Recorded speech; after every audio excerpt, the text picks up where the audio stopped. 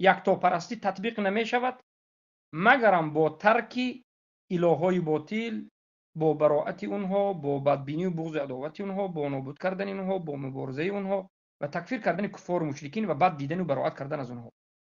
یعنی همون یکتاپرستی توحید به وجود نمی آید مگرم با کفر بالطاغوت و براءت و تکفیر.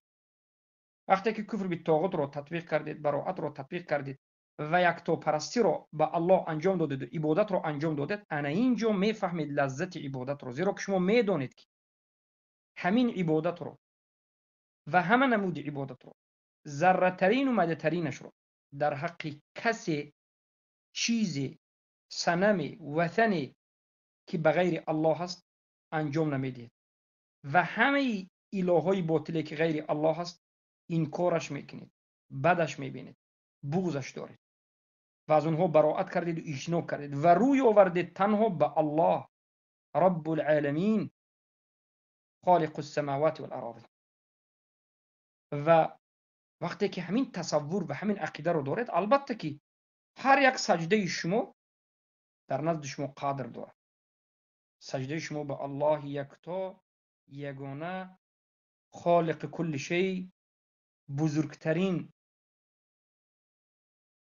داننده ترین، الله اکبر، الله بزرگترین، الله اعلم، الله داننده ترین، العلیم، اللهی که از همه گذشته، حاضره و آینده شما با خبر است، اللهی که شما را خلق کرد و نعمت داد و در دست او تمامی نیکی ها و بدی هاست. انا اینجا میفهمید و اینجا البته که خشوع و خضوع به وجود میاد. اما کسی که قلبش قسمی در نزد الله است و قسمی در غیر الله است، قلبش پریشان است، به الله عبادت میکند، از غیر الله براءت نکرده است، از این مزارها و از این معبودهای باطل و از این صنم و وثنهای دیگر براءت نکرده است، از طاغوت‌ها بیزاری نجسته است و کفر به طاغوت ندارد، البته که این قلبش دو قسم است. قلبش که دو قسم شد، در این هیچگاه لذت عبادت دیده نمیشه.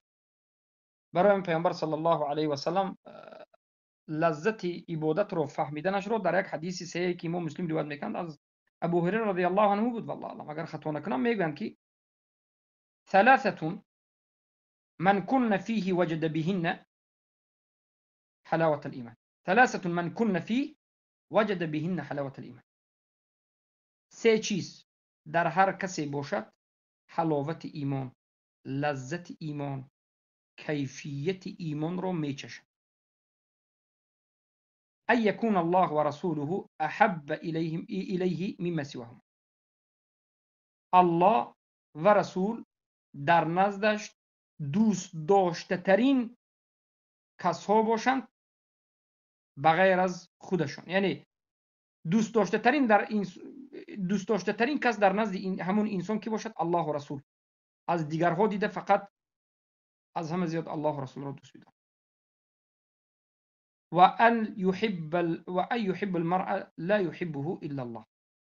و این که دوست بدارد یک انسان را و این دوستیش تنها به خاطر الله باشد.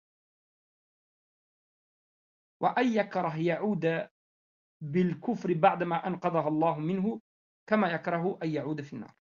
و بعد ببیند بازگشتن به کفر رو چگونه که الله او را بعد ببیند بازگشتن به کفر رو بعد از این که الله او را هدایت کرد از همین کفر، چگونه که بعد میبیند بازگشتن به آتش سوزان رو.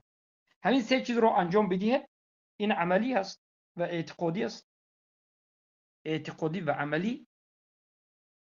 البته که لذت ایمان رو میچشید. این نشان داد رسول الله است. دوستی شما با انسان به خاطر الله باشد. به خاطر الله کی را دوست می‌دارید؟ همین حدیث به بعضی ها میگن که من عمل میکنم. ببینید بعد از این میبینید که مشرک رو هم میگن من به خاطر الله دوست می‌دارم. اعوذ بالله. وقتی مشرک رو به خاطر الله دوست داشتی تماما لذت ایمانت به بخوریشش نابود میشود. دوست بداری یک انسان رو به خاطر الله، معناش این است که همون انسان‌هایی رو که الله دوست می‌دارد، موحدین، یکتاپرست رو که الله اونها رو دوست می‌دارد، تو دوست بداری، به خاطر الله دوست بداری، نه به خاطر دنیا. پس دلالت میکند که قسم دیگری هست که تو باید اونها رو دوست نداری، زیرا که دوست داشتن به خاطر الله تحقیق و تطبیق نمی شود مگرم با بد دیدن مشرکین کفار به خاطر الله. خیلی گفتیم موالات به براءت به وجود نمی آید و براءت به موالات به وجود نمی آید. وقتی که این عمل ها رو به وجود آورده، بارک الله فیکم، در حقیقت حلاوت ایمان رو می چشید. حیاکم الله.